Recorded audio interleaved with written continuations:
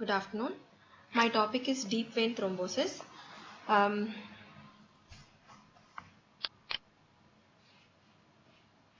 Deep vein thrombosis. The anatomy of veins we'll see. We have the superficial veins, the deep veins and the perforators. They are the three veins of the lower limbs. The superficial veins are the long saphenous vein and the short saphenous vein.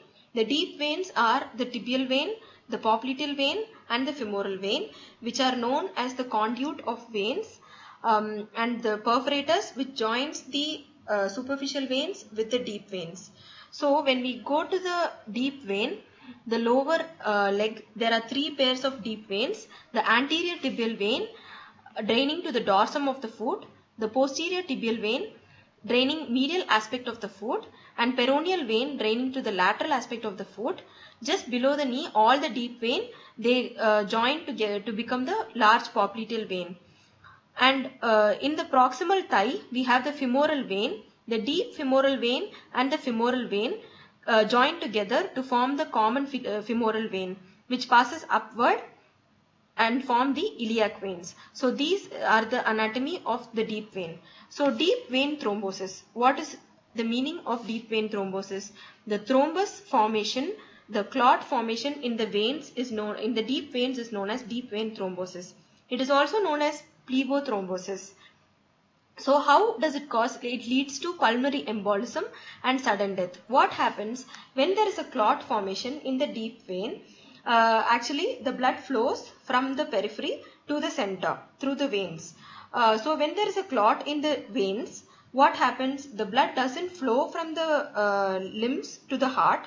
So the blood gets stagnant in the lower limbs. So there is no blood supply to the heart, and the thrombus, it becomes emboli and it causes sudden death. The patient goes into hypotension and causes sudden death. VIRCHOW'S triad is the main cause of deep vein thrombosis, that is the stasis of the blood, vessel wall injury and hypercoagulability. This is the normal blood flow from the periphery to the heart, and when there is a damage to the leg veins, there is the injury to the vessel wall, and so the walls become leaky and it allows all the fluids to pass through and flows downwards, and the clot formation in the lower leg, and it causes swelling and tenderness, swelling, redness and pain. So VIRCHOW'S triad, this is the main cause, main risk factor for deep vein thrombosis, that is venous stasis, vascular injury and hypercoagulability. In venous stasis, prolonged immobilization of the patient. So what happens? The patient, bedridden patients mostly affected here, and then the paralysis, atrial fibrillation and left ventricular dysfunction. In case of myocardial infarction, there is LV dysfunction. Then vascular injury, indwelling catheter, trauma and surgery causes vascular injury. And hypercoagulability. What happens? There is deficiency of protein C, protein S and thrombin factors. The clotting factors is more, and there is deficiency of all these factors, and also malignancy causes hypercoagulability. So all these are the risk factors for deep vein thrombosis.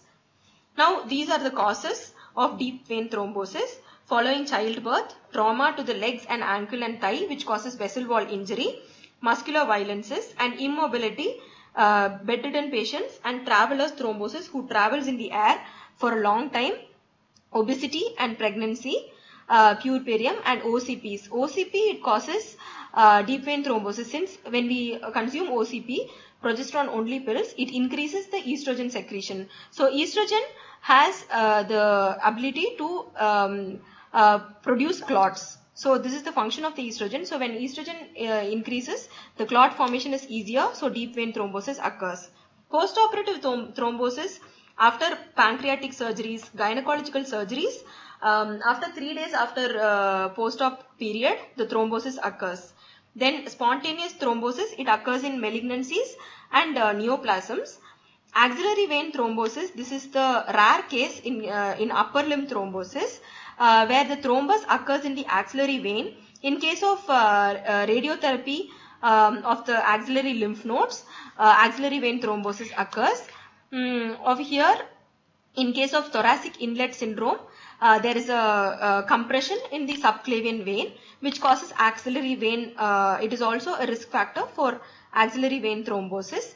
Then polycythemia vera and thrombocytosis causes DVT. Deficiency in antithrombin 3, as I already told, the protein C factors deficiency, and thrombophilia. Recent myocardial infarction, there is LV failure and causes DVT. Heart failure and nephrotic syndrome. And E-thrombosis is the patients when they sit in long time in the computers, that is known as E-thrombosis, thrombus formation in those cases who sits prolonged period in the computers for a long time. That is E-thrombosis. And this is the site of DVT. Deep vein thrombosis most probably occurs in the pelvic veins, internal iliac vein and prostatic veins. Femoral vein, where DVT gets dislodged is in the femoral vein. And upper limb veins, axillary vein thrombosis. This is a rare case in upper limbs.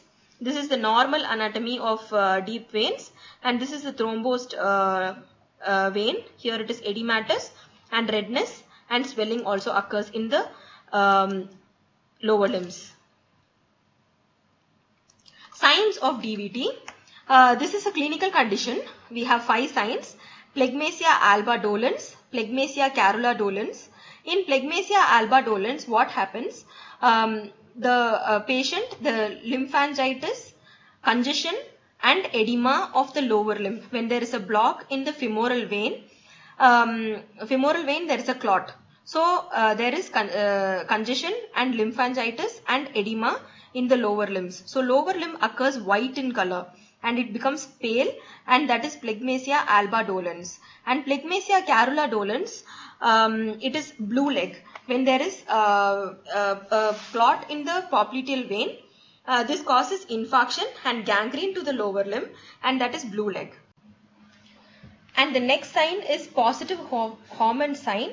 Here the patient, the dorsiflexion of the foot, the patient feels the pain in the calf muscle, the most painful in the calf muscle. So the patient is allowed to dorsiflex the foot. So that is the positive hormone sign. Tenderness is present in the calf muscle. And Moses sign, when we squeeze the calf muscle, gently squeeze the calf muscle, the patient feels more painful. This is Moses sign in the calf muscle. So it has to be gently squeezed, or else the thrombus will slip and it will form an emboli. So Moses sign should be very careful to diagnose. And Neuhoff sign, thickening and deep tenderness in the calf muscle is known as Neuhoff sign. Clinical features. Fever is the earliest sign of deep vein thrombosis. Pain and swelling of the calf muscle and thigh. Tense, tender, warm, pale or bluish stretched skin. Chest pain, breathlessness and hemoptysis occurs in the pulmonary embolism. And Linton's test, this is a diagnostic test for DVT. So where a tourniquet is tied in the saphenofemoral junction, and the patient is allowed to walk. Then after that his limb is elevated. So when we elevate the limb, the superficial veins are prominently seen. This is the Linton's test, which shows a diagnostic criteria for deep vein thrombosis. And this is the picture showing DVT. Investigation. We have 6 investigations. Venous Doppler, duplex scanning, venogram, radioactive I-125 fibrinogen study, hemogram, D-dimer test and ventilation perfusion test. So venous Doppler, which shows the flow of blood vessels, the clot formation, the velocity of the flow, the pattern of the flow is studied in the venous Doppler. And duplex scanning, the B mode plus Doppler is known as duplex scanning. That is, this is the B mode. That is, we study the anatomy of the vessels, the vessel contour, wall structures, the pulsation and perivascular structures. In Doppler, demonstration of the flow direction, flow pattern, flow profile and flow velocity can be seen. So the B mode with the Doppler is known as duplex ultrasound scan.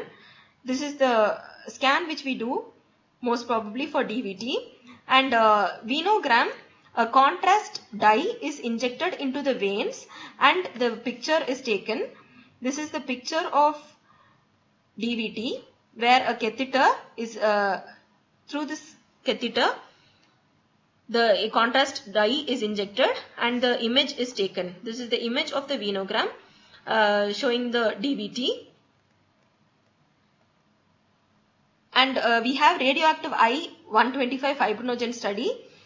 Sodium iodide is given to the patient for blocking the thyroid activity, and radioactive iodine is injected, and like CT and PET scan, this radioactive imaging study is done so that the clot can be seen by this study.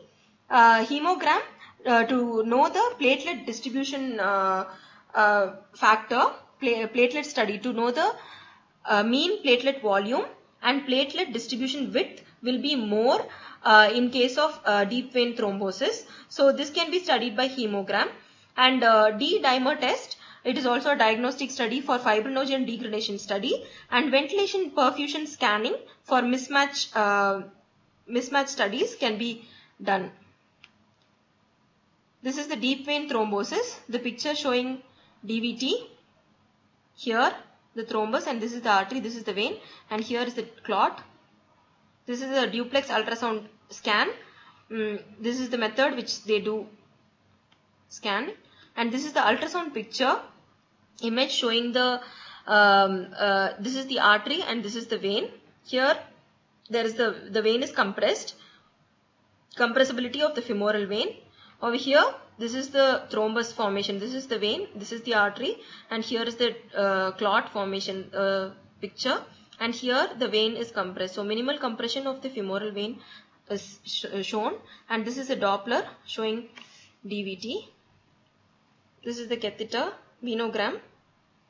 Treatment, rest, elevation of the limb and bandaging of the entire limb. The entire limb from the saphenofemoral junction till the toe is being bandaged, and the patient, the limb is elevated.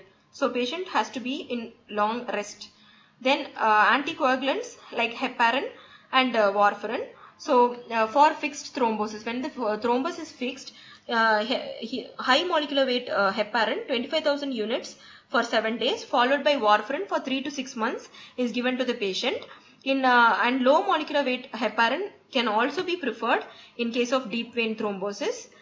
For fixed thrombosis, fibrinolysins like streptokinase and urokinase is given to the patient for lysis of the clot. And then thrombectomy using Fogarty's catheter, that is the entire thrombus is being removed by thrombectomy. This is the operative procedure for thrombosis. IVC filters, there is a specialized filters like Kimray's Greenfield filter. It is kept for blocking the clot to form the emboli, that is preventing the clot to transfer to the heart. So the IVC filters can be placed. And palm